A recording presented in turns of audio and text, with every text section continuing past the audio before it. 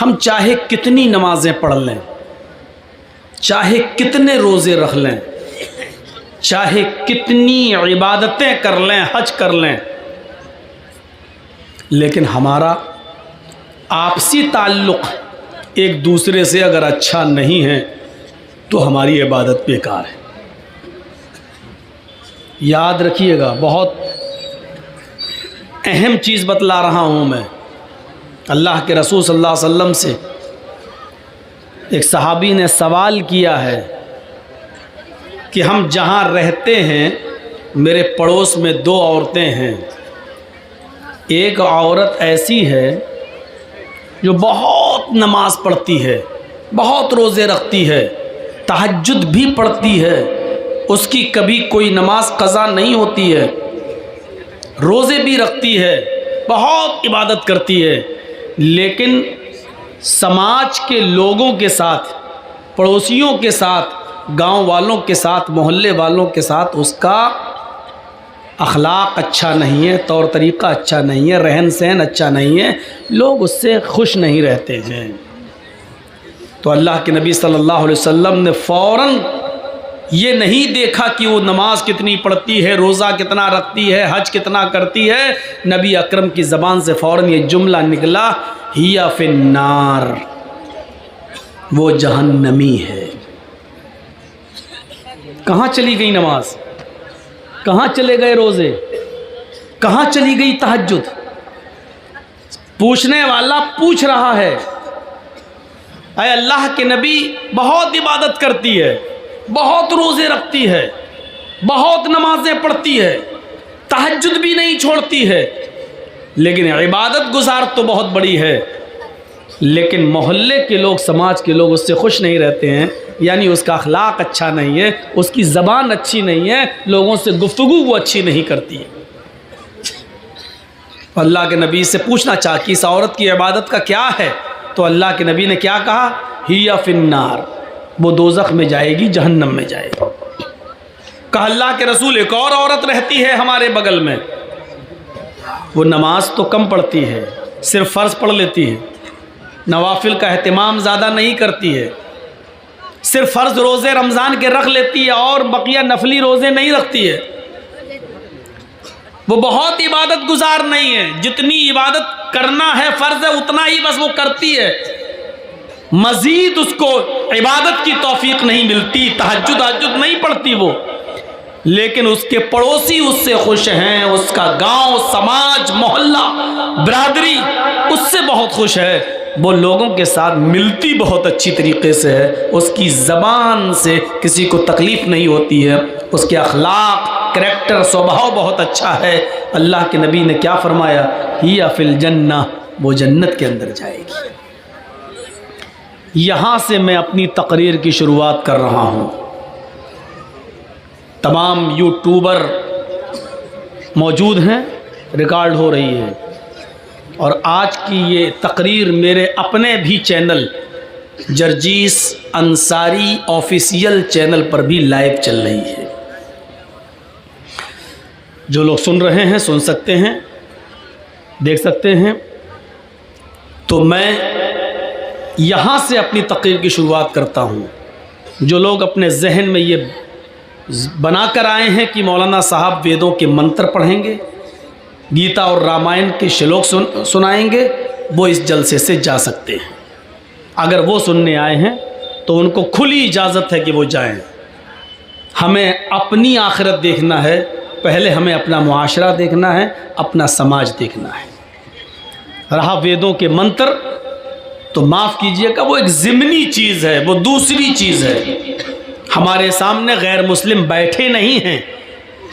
जब कहीं हिंदू लोग जलसा कराते हैं या सर्वधर्म सम्मेलन होता है तो वहाँ वो चीज़ें बोली जाती हैं जहाँ ये बताना मकसद होता है कि इस्लाम ये कहता है और हिंदू धर्म ये कहता है। लेकिन मेरे सामने जो मुखातब हैं, मेरे सामने जो मौजूद लोग हैं, वो माफ़ कीजिएगा मुसलमान हैं, और मुसलमानों के सामने वेदों के मंत्र पढ़ना मैं इसको ज़्यादा मुनासिब नहीं समझता। ज़रूरत पड़ी तो देख लिया जाएगा, लेकिन ये जहन बनाकर अगर आप आए हैं तो अपने जहन से निकाल दीजिए। अब आप समझेंगे मेरी तकरीर। बेटा कहाँ जा रहे हो? सामने से उठा बैठी मत कीजिएगा, पेशाब लगे तो यहीं कर लीजिएगा, लेकिन उठा बैठी मत कीजिएगा। सबसे ज़्यादा डिस्टर्ब हमको यहाँ से होता है, इधर उधर से भागें कोई दिक्कत नहीं। पहले हम अपने ताल्लुकात और अपने मामलात देखें।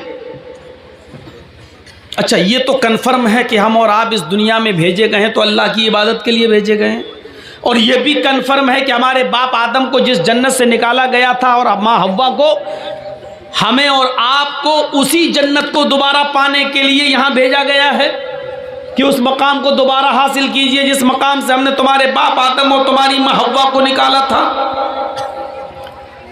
तो ये कन्फर्म है कि हम और आप इस दुनिया में उस खोए हुए मकाम को दोबारा पाने के लिए और उसकी तैयारी करने के लिए इस दुनिया में आए। और हम ये नमाज पढ़ रहे हैं, रोज़े रख रहे हैं, इबादत कर रहे हैं, लेकिन हमारे आपसी ताल्लुकात आपस में अच्छे नहीं हैं तो हमारी इबादतें कबूल नहीं। अल्लामा हेस्मी मजमा-उज़ ज़वाइद के अंदर एक रिवायत नकल करते हैं, कहते हैं कि क़यामत का दिन होगा, मैदान मैशर सजी हुई होगी, लोगों का हिसाब किताब हो रहा होगा,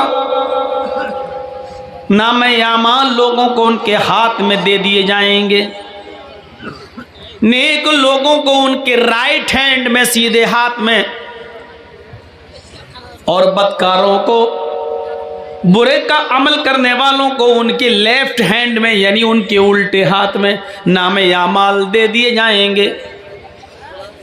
कुछ लोग खड़े होंगे, अभी उनको नामे आमाल नहीं मिले होंगे, ये तहज्जुद गुजार होंगे, नमाजें इनकी कभी नहीं छूटी होंगी, फजर की नमाज भी इनकी कभी तर्क नहीं हुई होगी, अजान से पहले ये मस्जिद में पहुंचने वाले लोग होंगे, हाजी होंगे, नमाजी होंगे, मौलवी होंगे, अभी इनको इनके हाथ में नामे आमाल नहीं मिला होगा, लेकिन इनको उम्मीद होगी हमने तो बड़ी नमाजें पढ़ी हैं, बड़े रोज़े रखे हैं, बड़ी इबादतें की हैं, फरिश्ता जब मुझे मेरे हाथ में नामे आमाल देगा तो दाहिने हाथ में नामे आमाल देगा।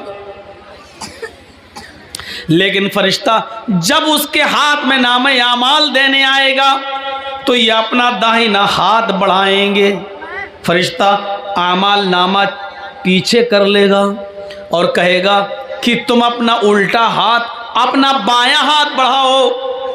वो कहेंगे फरिश्तों से, क्या कह रहे हो, बायां हाथ?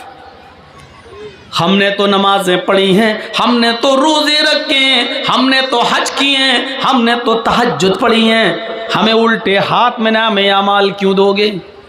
फरिश्ता कहेगा मैं ये कुछ नहीं जानता, मेरे रब ने तुम्हें उल्टे हाथ में नामे आमाल देने का हुक्म मुझे दिया है, बढ़ाओ अपना बायां हाथ। ये नमाजी, ये रोज़दार, ये तहज्जुद गुजार, ये हाफिज, ये मौलवी, ये हाजी मजबूर होकर अपना बायां हाथ बढ़ाएगा और उसको उसके उल्टे हाथ में नामे आमाल दे दिया जाएगा।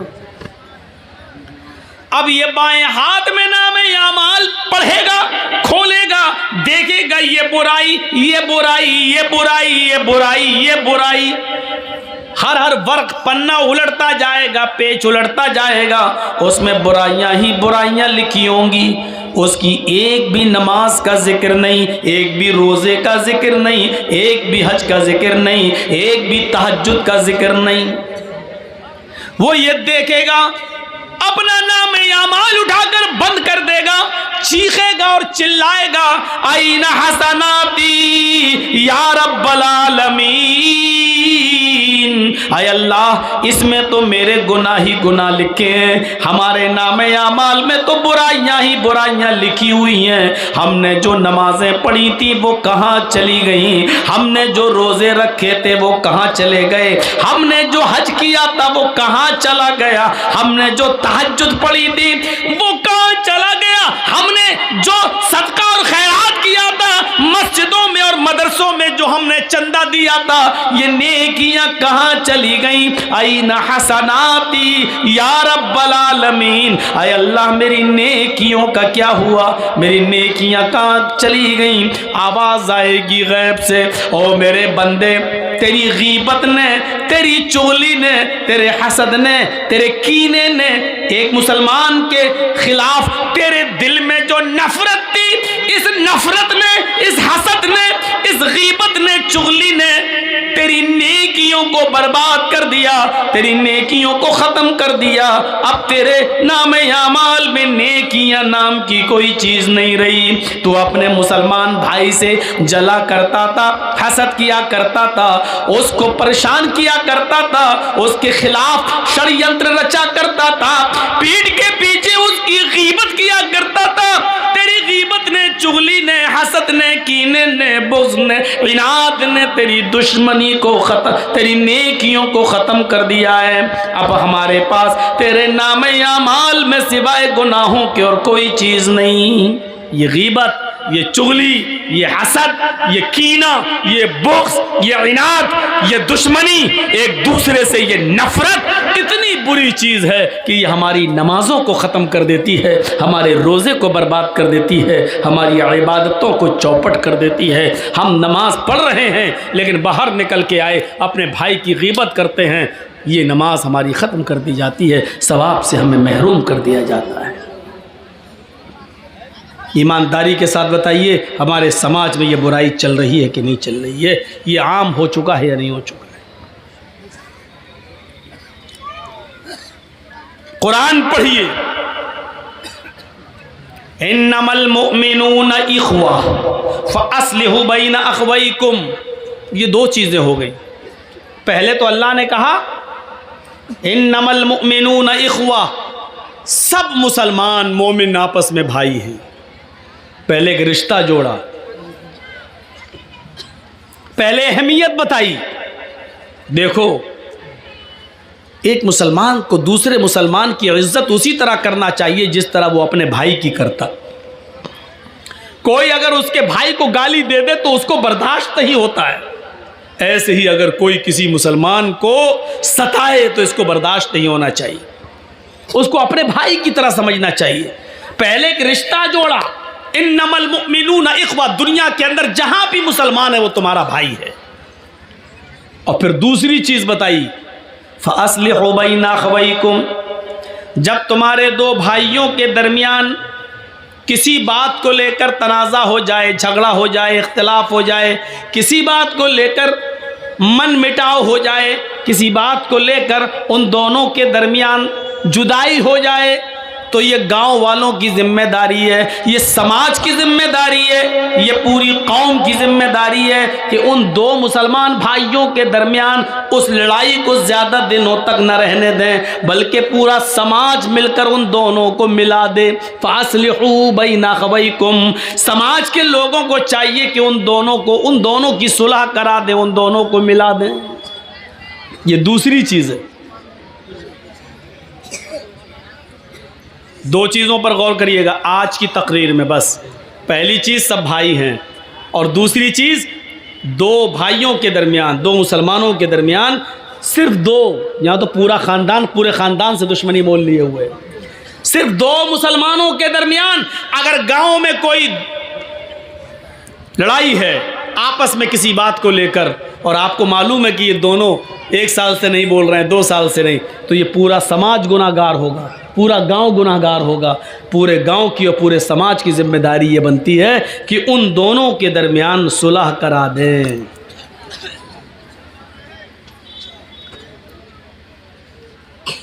सुलह कराने के लिए एक हुक्म और दिया है।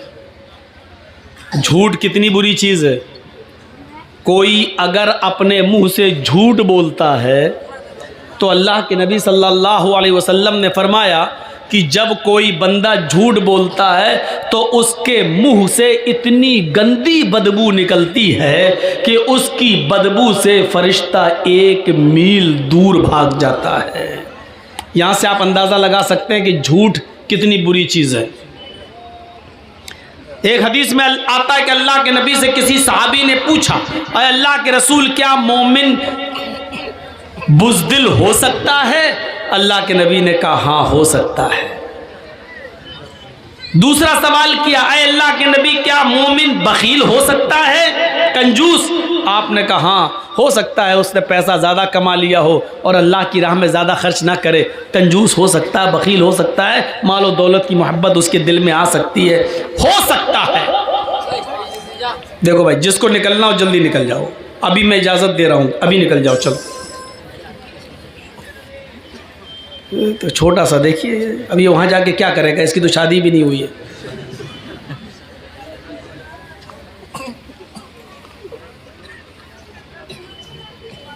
देखो भूल गया ना मैं, यही डिस्टर्ब होता है मुझे। तो मैं अर्ज ये कर रहा था कि वो झूठ कितना बुरा है कि अल्लाह के नबी ने कहा कि हाँ, मोमिन बखील भी हो सकता है, मालो दौलत की मोहब्बत उसको आ सकती है, बुज़दिल भी हो सकता है, बखील भी हो सकता है। फिर पूछने वाले ने पूछा, अरे अल्लाह के रसूल, क्या मोमिन झूठा भी हो सकता है, क्या झूठ भी बोल सकता है? तो अल्लाह के रसूल ने क्लियर कर दिया, फरमाया वल्लाहि अल मोमिन ला यकज़िब, अल्लाह की कसम झूठ बोलता हो वो मोमिन हो ही नहीं सकता। मोमिन और झूठ, मुसलमान और झूठ, ये दो अलग अलग चीजें हैं। मुसलमान और झूठ नहीं, मुसलमान में बुज़दिली आ सकती है, मैदान जंग में लड़ रहा है, काफिरों से लड़ रहा है, देखा ये बहुत ज़्यादा भारी पड़ रहे हैं, नहीं हमें मार डालेंगे, पीठ फेरी, चुपचाप से भाग गए मैदान छोड़कर। हालांकि ये भी गुनाह है, नहीं भागना है मैदान जंग में से, चाहे मौत ही आ जाए, लेकिन पीठ दिखा के नहीं भागना, ये भी गुनाह है। लेकिन अल्लाह के रसूल ने कहा इसकी वजह से आपको ईमान से निकाला नहीं जाएगा। गुनाह है लेकिन मोमिन रहोगे, उसका गुनाह तुम्हें पड़ेगा। मालो दौलत की मोहब्बत है, साहब आपने 1000 कमाया, दे दो ना 100 रुपये आज मदरसे को, नहीं साहब 50 ले दो, नहीं, बखीली आ सकती है। मालो दौलत की मोहब्बत आपको घर कर सकती है, लेकिन इसकी वजह से आपको ईमान से खारिज नहीं किया जा सकता है, आप मोमिन रहेंगे।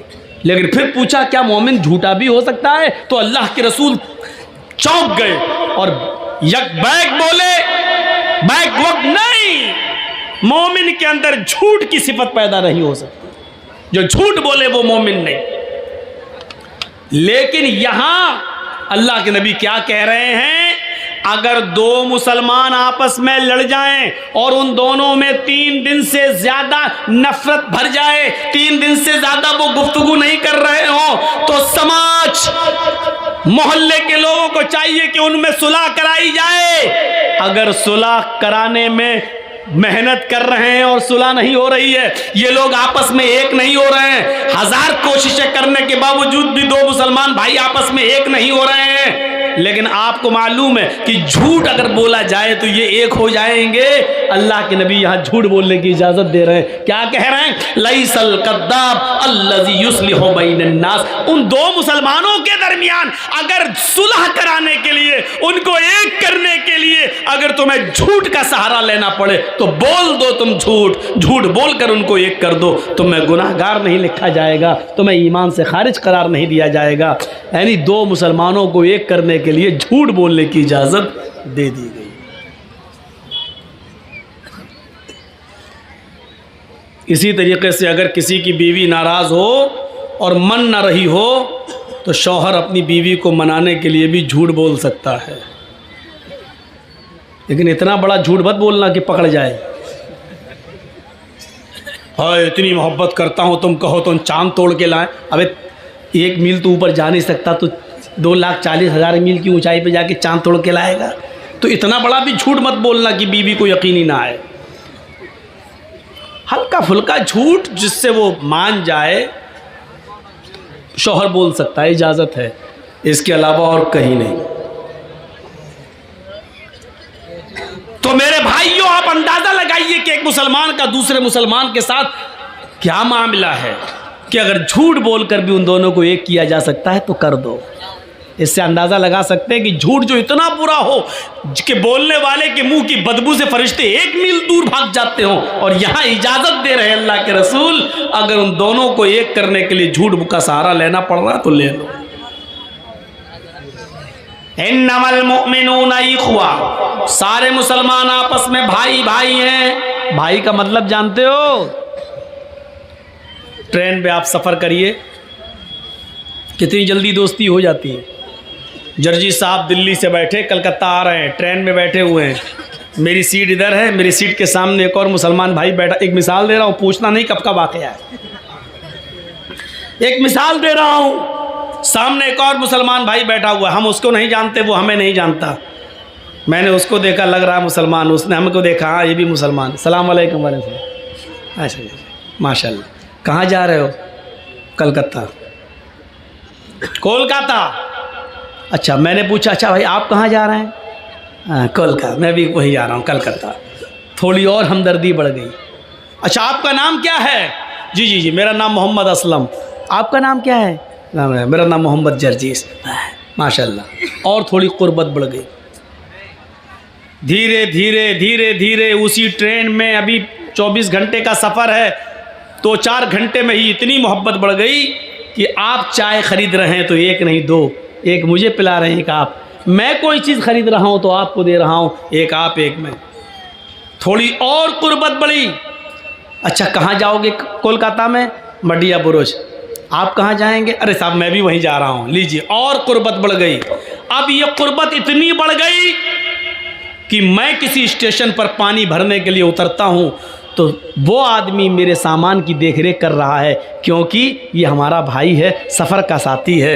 वो किसी स्टेशन पे उतरता है तो हम उसका सामान देख रहे हैं। आप इतना भरोसा हो गया, जब मैं उतरता हूँ तो उससे कहता हूँ मेरा सामान देखना, जब वो उतरता है तो मुझसे कह देता भाई साहब मैं उतर रहा हूँ, मेरा सामान देखना। अब उसकी न सिर्फ जान बल्कि उसके माल की हिफाजत की जिम्मेदारी भी एक दूसरे के ऊपर आयद हो जाती है। 15-16 घंटे 20 घंटे के सफ़र में सिर्फ जान पहचान की बुनियाद इतनी सख्त हो जाती है कि आप उसकी जान के भी मुहाफिज हो जाते हैं। अगर कोई उसको छेड़े तो आप उसके लिए लड़ने लगते हैं, आपको कोई गाली दे तो वो आपका साथ देने लगता है। जब आप स्टेशन पे उतरते हैं तो आपके सामान की हिफाजत मैं करता हूं, मैं उतरता हूं तो आप मेरे सामान की हिफाजत करते हैं। 15-16-20 घंटे के सफर में जब तुम दोनों एक दूसरे की जान और एक दूसरे के माल के मुहाफिज बन गए, अल्लाह के नबी कहते हैं ये दुनिया भी एक सफर है, हम सब इस दुनिया में एक मुसाफिर की हैसियत से आए हुए हैं। इस दुनिया में हम सब सफर कर रहे हैं। ओ लोगों, चंद घंटों की मुलाकात में जब तुम एक दूसरे की जान के और माल के मुहाफिज रक्षक हो गए हो तो जिंदगी के सफर में भी एक इंसान का, एक मुसलमान का की जान और एक मुसलमान का माल दूसरे मुसलमान के ऊपर हराम है।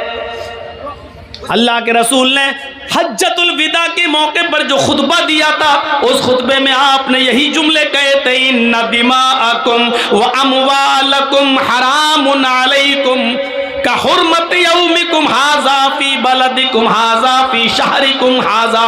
ये अल्लाह के नबी ने फरमाया, ओ लोगो, तुम्हारे खून और तुम्हारा माल एक दूसरे के ऊपर हराम है, तुम एक दूसरे को कत्ल न करो, एक दूसरे का माल नाजायज तरीके से न खाओ। ये अल्लाह के रसूल ने अपने आखिरी खुतबे के अंदर इन जुमलों को कहा था। कुरान भी हमें हुक्म दे रहा है, या अय्युहल्लज़ीना आमनू ला ताकुलू अमवालकुम बैनकुम बिल बातिल। ऐ ईमानो वालो, ऐ मुसलमानों, तुम आपस में एक दूसरे का माल नाजायज तरीके से मत खाओ। नाजायज तरीके से माल खाना समझते हो क्या है? जर्जीस साहब मोबाइल के मैकेनिक हैं, मैं मोबाइल संभालता हूँ। आप मुसलमान हैं, आप हमारे पास आए, साहब मौलाना साहब, जर्जीस साहब मेरा मोबाइल ख़राब हो गया, ज़रा देख लीजिए। थोड़ा चेक किया, देख लिया इसमें क्या कमी है। 100 रुपये का काम है, बस एक चीज़ लाई जाएगी 100 रुपये में पड़ जाएगी। अब 100 की जगह हम 150 ले लें, कोई बात नहीं, लेकिन मैंने उसको बता दिया, साहब इसमें तो बहुत कमी है, इसकी तो पूरा टच ख़राब हो गया है, इसमें तो ये कमी है, 800 रुपये लगेंगे भाई। 800? भाई देख लीजिए यार, हम गरीब आदमी हैं, होते हो नहीं साहब, इसमें इतनी कमियां हैं, इसमें इतनी प्रॉब्लम है, ये पड़ेगा, वो पड़ेगा, लोकल नहीं डालते हम, ओरिजिनल डालते हैं, ये करते हैं, वो करते हैं, और बात होते होते 500 रुपये पे मामला टिक गया। आपको मालूम है 100 रुपये की चीज़ पड़ना है, और आपने उसको 800 से तय करते करते 500 पे मामले को डन कर दिया। सुनो, मोबाइल संभाल कर उसको दे दिया और 500 रुपये ले लिया। ये 500 रुपए लेके जब आप अपने घर जाते हो, गोश्त खरीदते हो, खाना बनाते हो, या इससे कोई कपड़ा खरीदते हो, पहनते हो, अल्लाह की कसम आपने नाजायज तरीके से उससे जो माल कमाया है, इस माल को खाकर अगर आप नमाज पढ़ेंगे तो आपकी नमाज कबूल नहीं होगी। अगर इस 500 रुपए से आपने कोई कुर्ता खरीदा और कपड़ा पहनकर नमाज पढ़ रहे हो तो आपकी नमाज आपके मुंह पे मार दी जाएगी, कबूल नहीं होगी, क्योंकि आपने नाजायज तरीके से माल कमाया है। 100 रुपए की जगह पर आपने 500 लिया है और कसम खा के कहा अल्लाह की कसम 50 रुपए बच रहे हैं साहब। कुरान यही हमें हुक्म दे रहा है। क्या करोगे वेदों के मंत्र सुनकर? अपने मुआशरे के अंदर, समाज के अंदर अपनी जिंदगी को पहले पाक साफ करो। या अय्युहल्लज़ीना आमनू ला ताकुलू अम्वालकुम बैनकुम बिलबातिल। ईमान वालो, तुम आपस में एक दूसरे का माल नाजायज तरीके से मत खाओ।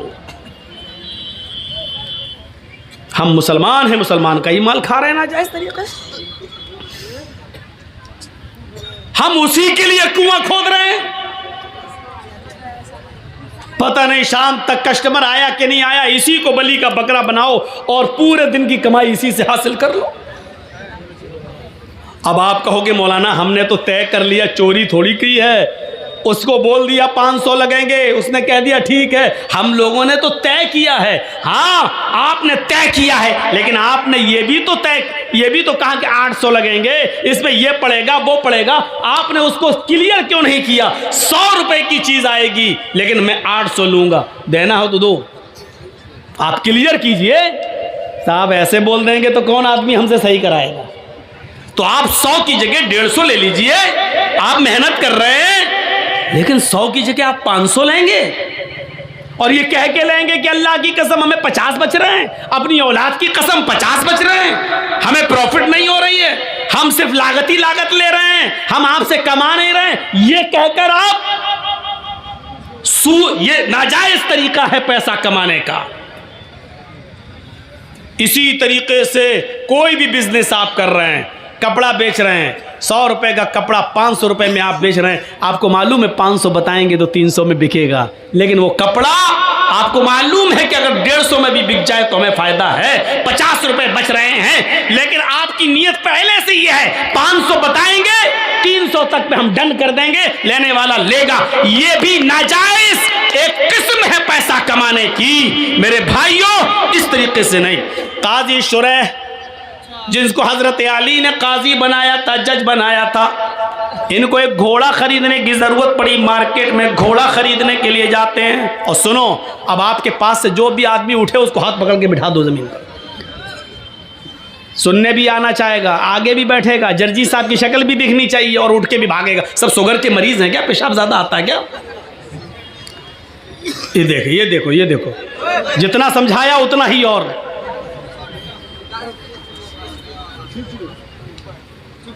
नहीं समझा रहा हूं तो और सीना जो मेरे सब मोदी बन रहे हैं। नहीं मानूंगा बात, अपने मन की बात। यहीं बैठे रहना, अब जाना नहीं कहीं। ज्यादा तेज आ रहा है क्या? कमर में लग रहा है इसीलिए कह रहे खड़ा हो जाओ। तो जाओ जाओ जाओ, चलो जल्दी जाओ। इतनी जल्दी कमर में लग गया? अभी तो काम ही नहीं लियो कमर वाला।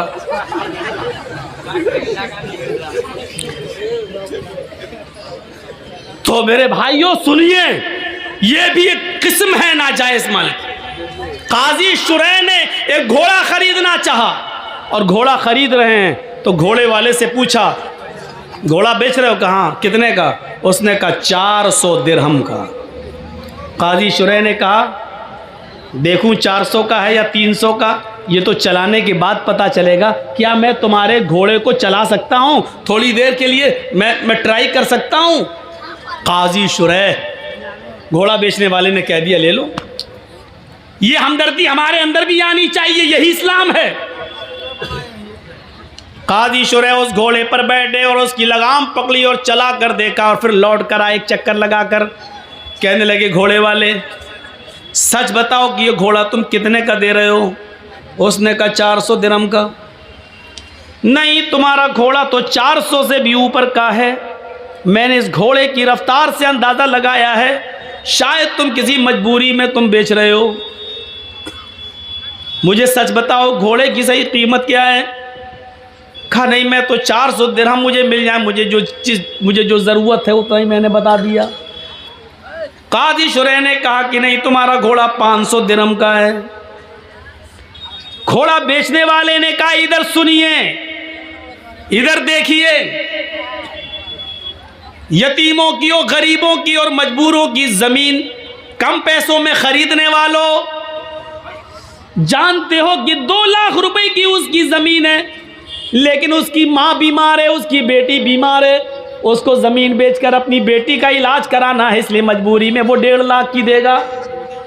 और हम इंतज़ार कर रहे हैं कि वो अपनी बेटी का या अपनी बीवी का इलाज या अपने बच्चे का इलाज कराएगा, तो 2 लाख की ज़मीन 1.5 में भी बेचेगा और हम 1.5 में ख़रीद लेंगे, जबकि हमें मालूम है कि उसकी ज़मीन 2 लाख की है, कीमत उसकी सही है, लेकिन मजबूरी में वो 1.5 लाख के बेच रहा है और हम 1.5 लाख की उसकी ज़मीन ले रहे हैं। ये भी पैसे की एक हराम किस्म है, जो तुम चाहे उसने अपनी मर्जी से क्यों न दी हो, लेकिन तुम्हें मालूम है कि उसने मजबूरी से दी है। तो आपकी ये 1.5 लाख रुपए की ली हुई 50,000 का जो चूना लगाया आपने, ये हराम कमाई होगी और इसने पूरी कीमत को हराम कर दिया है और तुम एक मजबूर की मजबूरी का फायदा उठा रहे हो।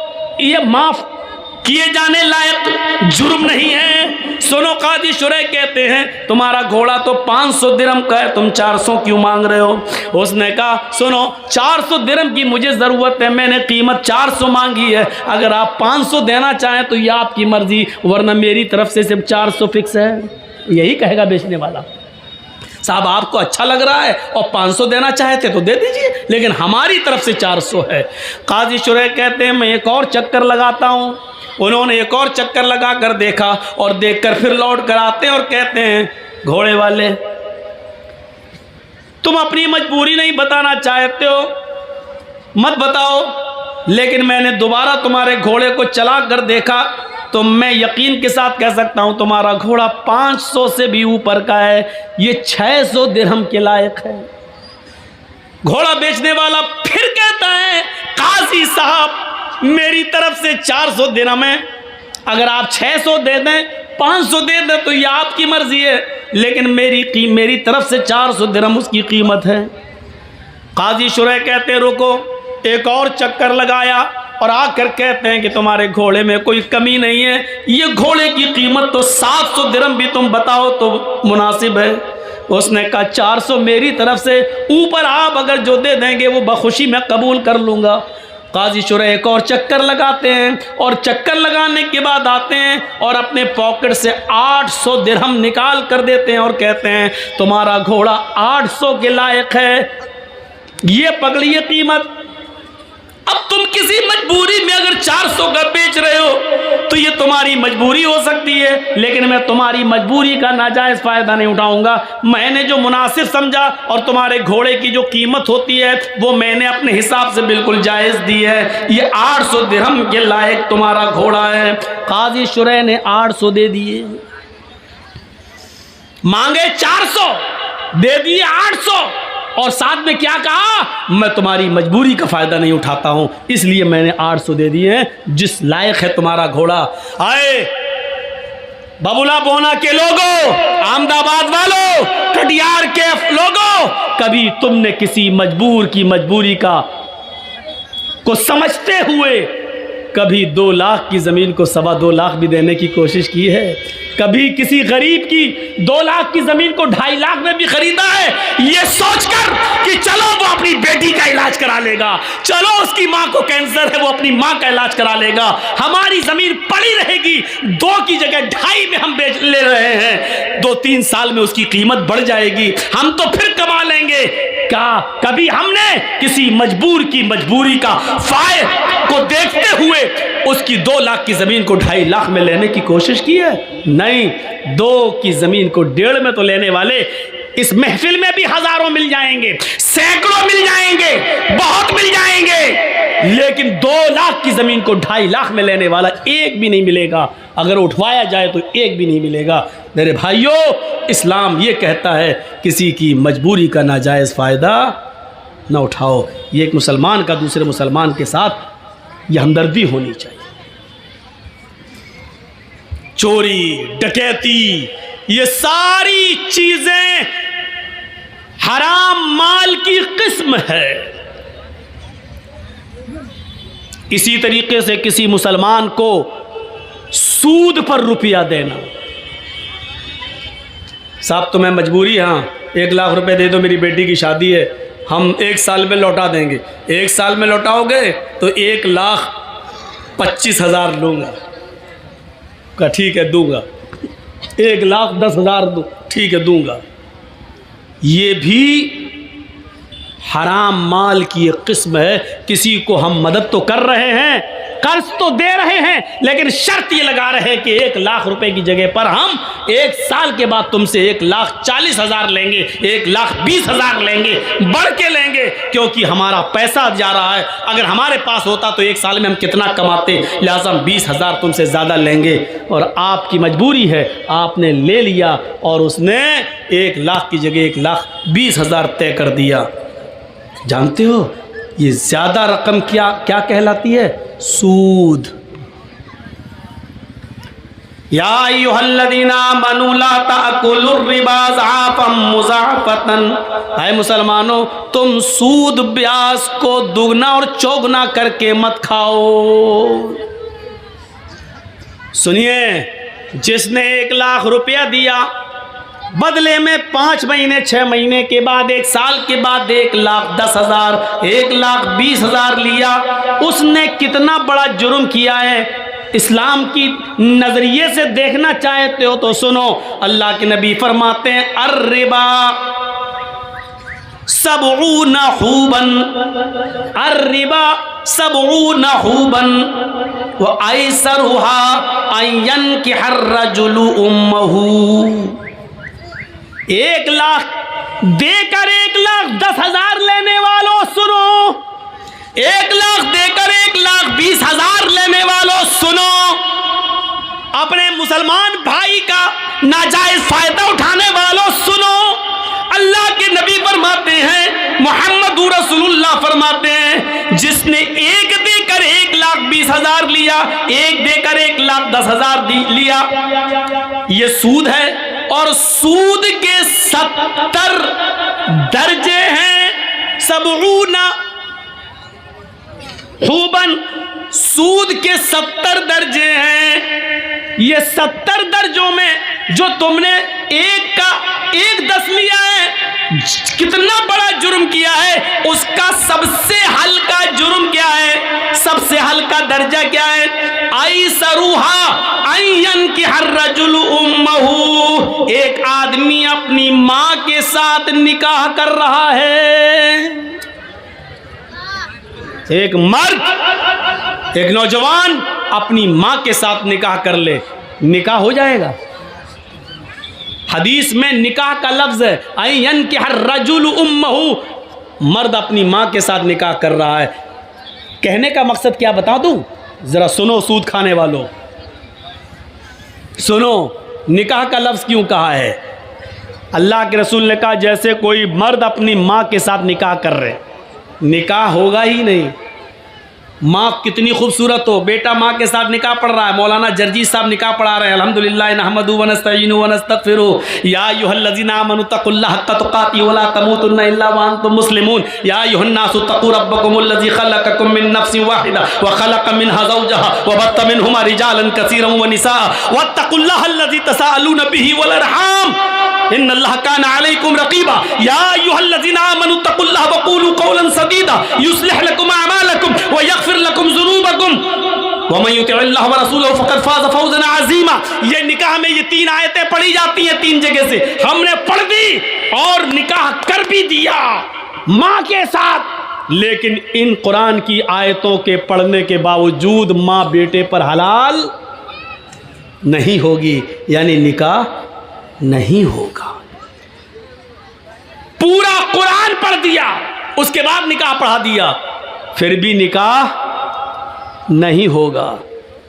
जिस तरीके से अल्लाह के नबी के बताने का मकसद क्या है, जिस तरीके से पूरा कुरान पढ़कर, बल्कि हजारों बार कुरान पढ़कर, लाखों मर्तबा कुरान पढ़कर भी अगर तुम निकाह करना चाहो माँ के साथ, तब भी माँ हलाल नहीं होगी। उसी तरीके से जितना मुश्किल एक लड़के के लिए उसकी माँ का हलाल होना मुमकिन नहीं है, उसी तरीके से किसी मुसलमान के लिए किसी मुसलमान की मजबूरी का फ़ायदा उठाकर उससे 10,000 रुपये ज़्यादा लेकर सूद खाना भी हलाल नहीं है। जिस तरह माँ हलाल नहीं हो सकती है, उसी तरीके से सूद भी हलाल नहीं हो सकता है, चाहे उस सूद पर 10 लाख मरतबा कुरान क्यों ना पढ़ लिया जाए। और दूसरा मकसद क्या है अल्लाह के रसूल के ये बताने का? सुनो, बहुत सुन चुके हो वेदों के मंत्र। आज हमारी तकरीर और तकरीरों से हटकर है, आज हमारा प्रोग्राम और प्रोग्रामों से बिल्कुल हटकर है। आज हमारा टारगेट सिर्फ हाँ आप हैं, हम हैं, हमारा समाज है, हमारा मुआशरा है। क्या हुआ भैया, आपके भी कमर में दर्द हो रहा है?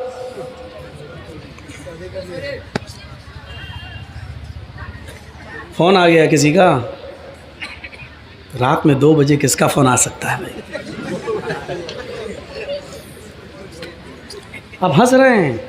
आज के इस जलसे में कितने लोग फ़ोन पे बात करके आए होंगे, आ रही हो फलां दुकान पे फलां जगह मिलेंगे, क्योंकि आज के दिन लड़कियों को माँ बाप इजाज़त दे देते हैं, जा रही जलसे में, ठीक है जाओ, अच्छे काम के लिए जाए। तो बाप बेचारा खुश है जलसे में, जाके देखो,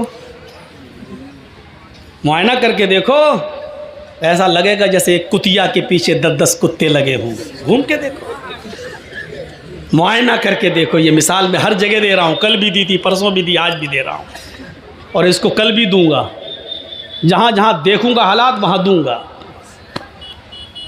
हालात है ये जलसों में, जब लड़के और लड़कियों का ये हाल हो तो और क्या। दूसरा नजरिया देखिए।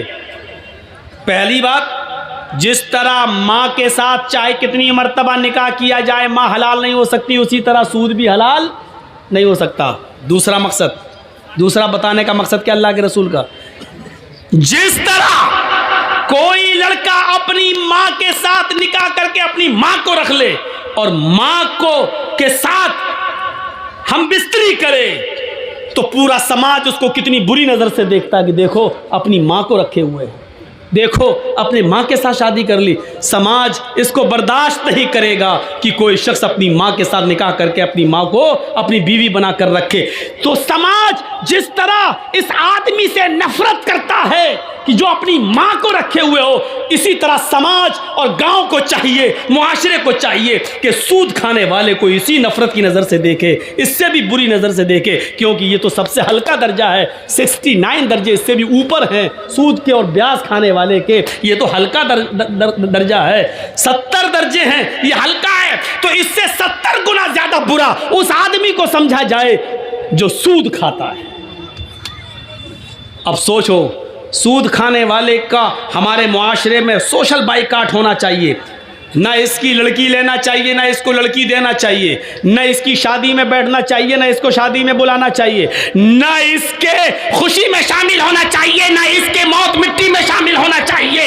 इसका सोशल बाइकाट होना चाहिए। इसका बाइकाट नहीं हो रहा है, इसको आज रोजगार समझा जा रहा है, ये तो रोजी रोटी कमाने का जरिया है, वो कर रहा है वो धंधा। अभी इस गाँव का कोई लड़का किसी लड़की को लेके भाग जाए, 2 दिन बाद पंचायत बैठ जाएगी समाज की, है कैसे भागा, उस लड़की की जिंदगी बर्बाद हो गई है, चलो या तो 2 लाख जुर्माना दो या उस लड़की के साथ निकाह करो। अभी पंचायत बैठ जाएगी, सजा मुतय्यन कर दी जाएगी उसकी, या तो शादी करो उस लड़की के साथ क्योंकि तू लेके भागा है, या फिर तू 2 लाख रुपए जुर्माना दे क्योंकि लड़की की जिंदगी बर्बाद हो गई। अब उससे कौन शादी करेगा? ये पंचायत फैसला करेगी, ये गांव का समाज फैसला करेगा।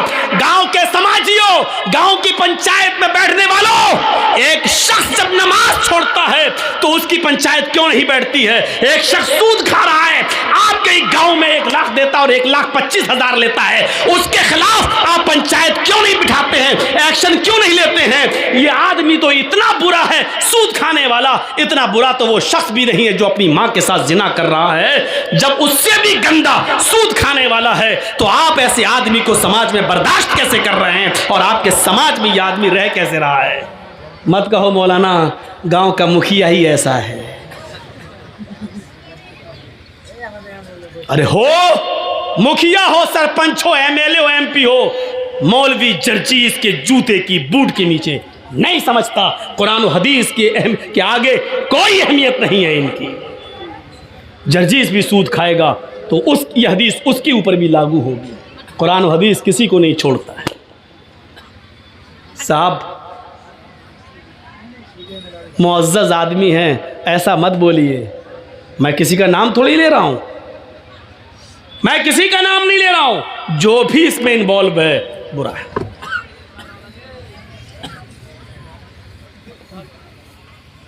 एक और हदीस सुना देता हूं, उसके बाद बात को आगे बढ़ाता हूं।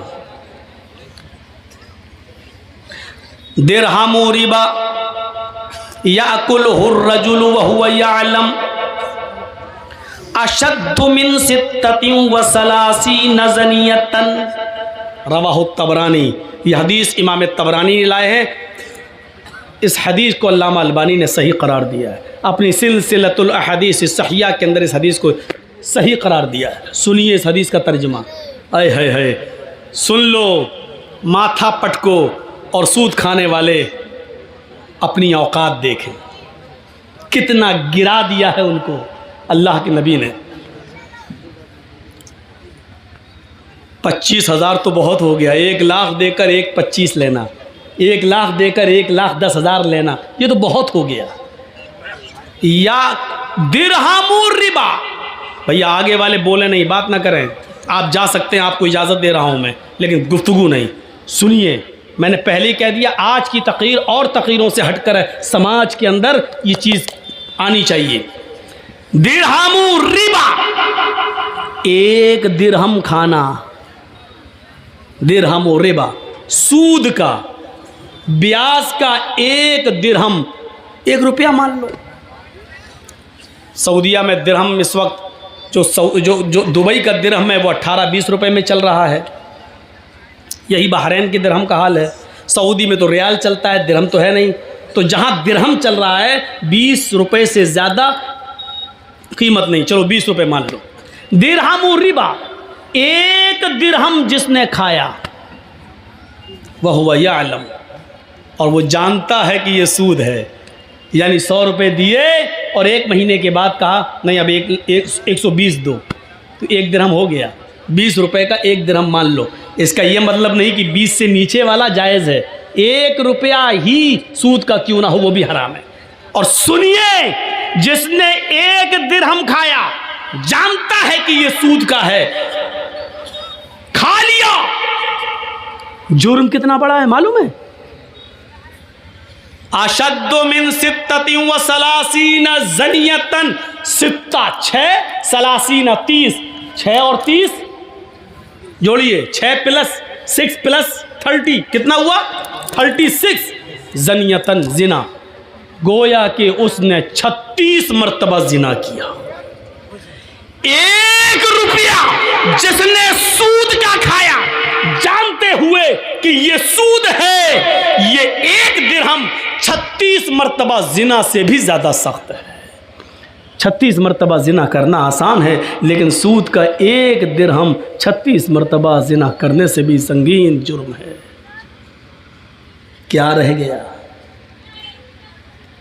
समाज में कोई लड़का किसी लड़की के साथ एक बार जिना कर ले और पकड़ा जाए तो समाज में नाक कट जाती है, वो लड़की बैठी रहती है, कहीं उसका निकाह नहीं होता है, अरे वो फला के साथ, अरे गलत काम हो चुका है। सोचो 36 मरतबा, और इसको भी कहा कि यह आसान है। सूद का 1 रुपया 36 मरतबा भी जिना से ज़्यादा सख्त है। क्या गुजर रही होगी आज की मेरी तकरीर उन लोगों के ऊपर जो सूद खाते हैं। अल्लाह की कसम, एक एक लफ्ज़ उनके ऊपर हथौड़ा बन के बरस रहा होगा। इसीलिए कहते मंत्र सुना। मंत्रों में ये सब आता नहीं है ना, ये सुनना पड़ेगा तुम्हें नहीं, तुम्हारे बाप को भी सुनना पड़ेगा। जब तक मैं इस कुर्सी पर हूं सुनना पड़ेगा। बाद में हमें सुना देना जितनी गालियां देना हो, क्योंकि ये पावर मुझे मोहम्मद रसूलुल्लाह की तरफ से मिला है। जब तक मैं इस कुर्सी पे हूं सुनना पड़ेगा। ये है सूद और ब्याज की हैसियत, हकीकत नहीं। अब आपका एक सवाल होगा कि मौलाना साहब बैंकों में हम जो पैसा रखते हैं, अब सोचिए, एक और मसला हल कर दूं। जो लोग बैंक में नौकरी करते हैं, अब उनके बारे में पूछो कि मौलाना साहब वो नमाज़ पढ़ते हैं, उनकी नमाज होगी या नहीं होगी? वो कुर्बानी करते हैं, उनकी कुर्बानी होगी कि नहीं होगी? क्लियर कर दूं, नहीं होगी। क्यों? क्योंकि कोई बैंक ऐसा नहीं है जहां सूद का कारोबार लिखा ना जाता हो, दर्ज ना होता हो। स्टेट बैंक ले लो, ICICI बैंक ले लो, ग्रामीण बैंक ले लो, रिजर्व बैंक, कोई भी बैंक हो, आप उसमें नौकरी कर रहे हैं, आप खाते नहीं हैं, आपके अकाउंट में पैसा जमा है, आप उतना ही निकालते हैं जितना आपका है, सूद बढ़ता आप छोड़ देते हैं, आप नहीं खा रहे हैं, ठीक है, अच्छी बात है, बहुत अच्छा है। लेकिन सिर्फ खाना ही नहीं है, अल्लाह के नबी ने फरमाया लानतुल्लाहि अला आकिलिर रिबा व मुकिलहु व कातिबहु व शाहिदही व क़ालहुम सवाउन। अल्लाह के नबी की यह हदीस है। अल्लाह के नबी सल्लल्लाहु अलैहि वसल्लम ने फरमाया अल्लाह की लानत हो सूद खाने वाले पर। सुनिए, अल्लाह की लानत हो सूद खाने वाले पर। डेढ़ फुटिया ने तो आपको हंसाया है, हम यहाँ कुरान सुना रहे हैं, हदीस सुना रहे हैं। बेचारा रास्ते में हमसे कह रहा था, मौलाना साहब हमको इतना कुरान हदीस नहीं आती है, हम तो भीख मांगा करते थे, 2 रुपए 4 रुपए कोई देते। अल्लाह ने जिसके पास जैसा इल्म है उसने बताया। मेरे भाइयों, यहाँ कुरान है और हदीस है, एक तरफ आयत है एक तरफ हदीस है। सुनो, लानल्लाहु अला आकिलिर रिबा, अल्लाह के नबी फरमाते हैं अल्लाह की लानत हो सूद खाने वाले पर, व मुकिलहु, सूद खिलाने वाले पर, सूद खाने वाले पर, सूद खिलाने वाले पर, व कातिबहु, सूद लिखने वाले के ऊपर।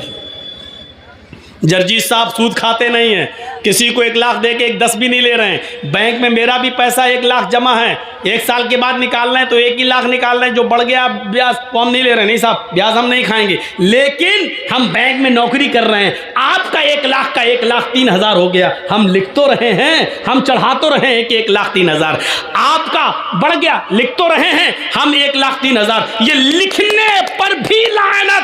और क्या कहा? वह शाहिदही, गवाही देने वाला, सूद लेने वाले की भी गवाही, सूद देने वाले, हाँ मेरे सामने इसने दिया था, हाँ मेरे सामने इसने लिया था, इन दोनों गवाहों पर भी लानत। और क्या कहा अल्लाह के रसूल ने? वक़ालहुम सवाउन, ये सब बराबर हैं, खाओ या ना खाओ, लिख रहे हो खाने वाले के बराबर हो, उस पर भी लानत। अब ये बताइए कि आप बैंक से अपना ही 1 लाख रुपए निकाल के लाए हो, 10,000 का बकरा लेके कुर्बानी कर रहे हो, लेकिन सूदी कारोबार लिखते तो हो, काम है, एंट्री तो करते हो, आपकी कुर्बानी कहां से जायज हो जाएगी?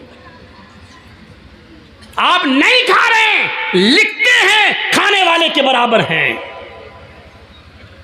कभी झगड़ा हो गया, आपने कहा नहीं साहब इनका 1 लाख रुपए जमा था और इंटरेस्ट बढ़ते हुए आज 1,05,000 हो गया, आप गवाही दे रहे हैं, आपने गवाही दी, खाया नहीं है लेकिन गवाही दी, आप बराबर हो गए खाने वाले के। सूद का मामला देख रहे हैं कितना पेचीदा है, सूद का मंजर देख रहे हैं आप, ये भी एक नाजायज तरीका है माल खाने का।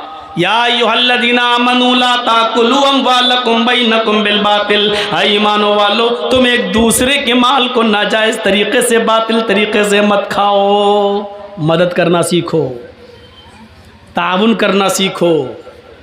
अल्लाह की कसम, अल्लाह के रसूल सल्लल्लाहु अलैहि वसल्लम फरमाते हैं कि अगर तुम अल्लाह पर वैसे भरोसा कर लो जैसे करना चाहिए, तो अल्लाह तुम्हें ऐसे ही रिज्क देगा खाने के लिए जैसे चिड़ियां भूखे पेट घोंसलों से निकलती हैं और शाम को जब आती हैं तो पेट भरा हुआ होता है। अच्छा, हम और आप कितनी रोटी खा सकते हैं? 2 बड़ी है, 3 4 छोटी छोटी, हम लोगों के यहाँ बड़ी बनती हैं, आपके यहाँ छोटी बनती हैं, बड़ी भी बनती है आप लोगों के यहाँ, मैं जानता हूँ। कलाई की रोटी तो बहुत ही बड़ी बनती है। अब सुनिए मेरे भाइयों, यहाँ आपको बोलने की ज़रूरत नहीं है, वो जब उसकी तकरीर चल रही थी तो आप बोले, हंसे, सब कुछ हुआ, लेकिन यहाँ सुनिए आप कितनी खा लेंगे। एक मछली होती है, व्हेल मछली, सुना है नाम? व्हेल मछली जानते हो? वो समंदर में जब घूमती है, समंदर में रहती है, वो एक दिन में कितना खाती है? मुंह फाड़ा सारी मछलियों को खा गई, को जो मुंह में आ रहा है। एक दिन में 40 टन, 1 किलो नहीं, 2 किलो नहीं, 3 किलो नहीं, 40 टन खाती है। 100 किलो का 1 कुंटल, 100 कुंटल का 1 टन। देख रहे हैं ना, 100 किलो का 1 कुंटल और 100 कुंटल का 1 टन कितना खाती है? 40 टन।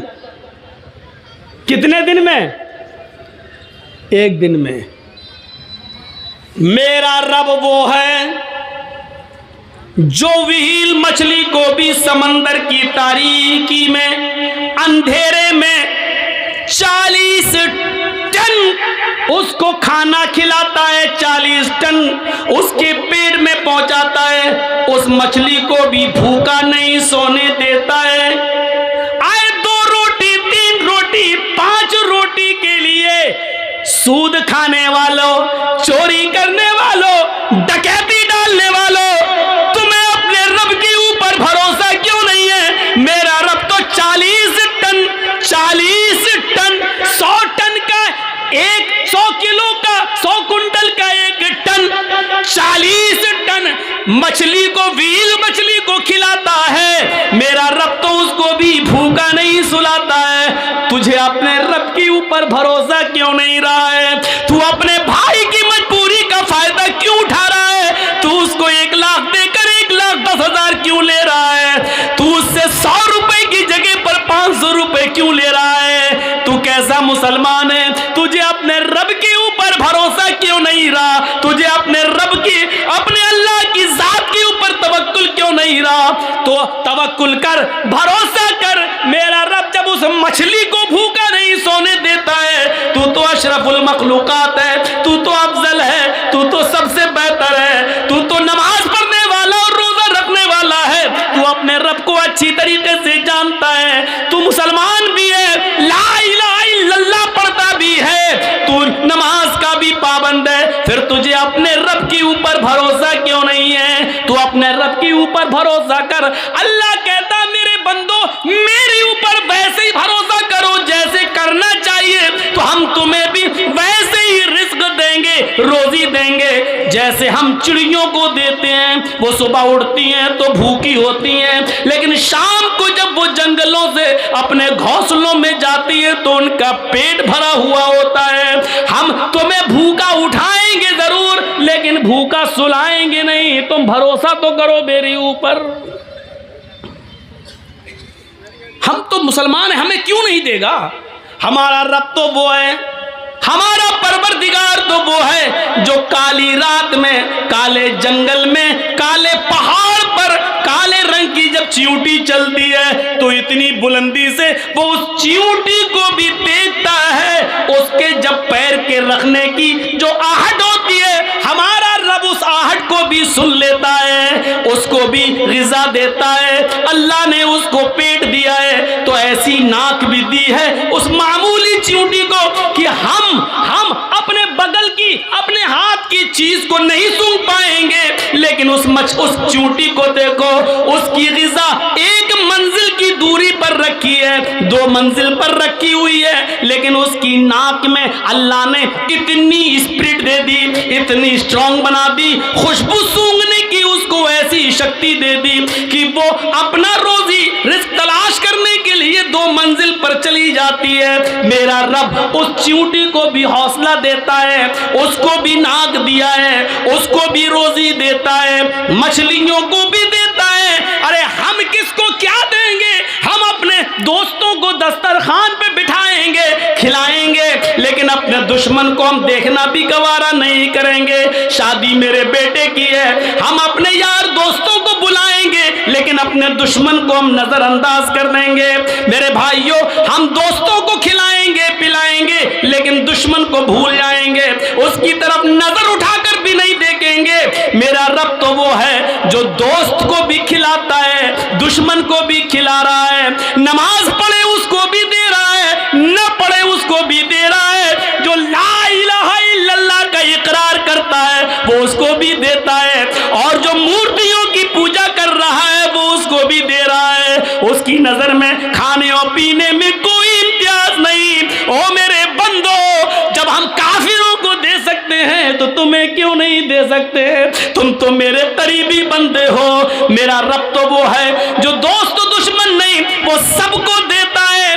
90 साल के एक बूढ़े को इब्राहिम अलैहिस्सलाम ने दस्तरखान से उठा दिया था, ये कहकर कि तू आग का नाम लेकर खा रहा है, रख अल्लाह का नाम ले। उसने कहा नहीं लेंगे, आग ही मेरा रब है। भगा दिया उसको। जिब्रील आ गए, अरे इब्राहिम तुमने आज उस बूढ़े को बुलाया और खाना भी नहीं खिलाया, भगा दिया, जाओ उसको पकड़ के लाओ और खिलाओ। जिब्रील से इब्राहिम अलैहिस्सलाम कहने लगे, अरे वो तो अल्लाह का नाम ही नहीं लेता। कहा इब्राहिम वो तो 90 साल में पूरी जिंदगी में कभी उसने अपने रब का नाम नहीं लिया। तुम्हारे दस्तरखान पर तो उसने आज अल्लाह का इनकार कर दिया, लेकिन वो तो 90 साल से नाम नहीं लेता। लेकिन तुम्हारा रब 90 साल से उस बूढ़े को खिलाता रहा, उस बूढ़े को पिलाता रहा, उस बूढ़े को रोजी रोटी देता रहा। फिर तुम उस बूढ़े को दस्तरखान से कैसे भगा सकते हो? तुम्हारे रब की रहमत को ये गवारा नहीं है। जाओ बुला कर लाओ, पकड़ के लाओ। बुला के लाया, इब्राहिम अलैहिस्सलाम लाए और उस बूढ़े को खिलाया। कहा लो खाओ। कहा अब क्या हुआ? मैं अल्लाह का नाम नहीं लूंगा। कहा मत लो, मैं आग का नाम लूंगा। लो। अरे अब क्या हुआ? अचानक कैसे बदल गए? फरमाया मेरे रब की रहमत को गवारा नहीं हुआ कि कोई भूखा दस्तरखान से उठ जाए। मेरे रब ने कहा वो तो 90 साल से मेरा नाम नहीं ले रहा है, फिर भी हमने उसको खिलाया पिलाया है। फिर तुम कैसे उठा सकते हो? जब अल्लाह को एतराज नहीं तो तुम्हें कैसी ऑब्जेक्शन, तुम्हें कैसा एतराज? उस बूढ़े ने कहा आपका रब इतना मेहरबान है, फिर मुझे उस रब से जोड़ दो जिसकी रहमत का ये हाल है। मेरे भाइयों, वो बूढ़ा पहले इब्राहिम अलैहिस्सलाम से जुड़ता है, अपने रब से जुड़ता है, उसके बाद खाना खाता है, अल्लाह का नाम लेता है और खाना शुरू कर देता है। मेरे भाइयों, ये रब है जो गैरों को भी खिला रहा है, अपने दुश्मनों को भी खिला रहा है, नाफरमानों को भी खिला रहा है। जब वो खिलाने पिलाने वाला है तो हमें रोजी रोटी की इतनी फिक्र क्यों हो रही? होनी चाहिए, लेकिन इतनी फिक्र नहीं। जब 40 टन गोश्त खाने वाली मछली को खिला रहा है वो, तो हमें 2-4 रोटी के लिए इतनी फिक्र क्यों? इतना उतार चढ़ाव है?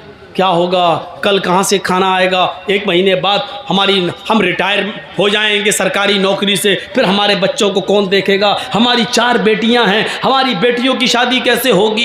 इनके लिए जहेज का इंतजाम। अरे मुआशरे में समाज के लोगों, जहेज की लानत को ख़त्म करो। अगर इसको आपने ख़त्म कर दिया तो बहुत बड़ा एक जिहाद आप जीत जाओगे, बहुत बड़ा एक मार्का आप हासिल कर लोगे। क्योंकि इंसान नाजायज़ तरीके से जो कमा रहा है, अक्सर उसमें ऐसे हैं कि जिनको अपनी बेटियों की शादी करना है, उनको अपना फ्यूचर, हाँ मेरी बेटी की शादी कैसे होगी, इसलिए वो नाजायज़ तरीके से माल कमा रहा है।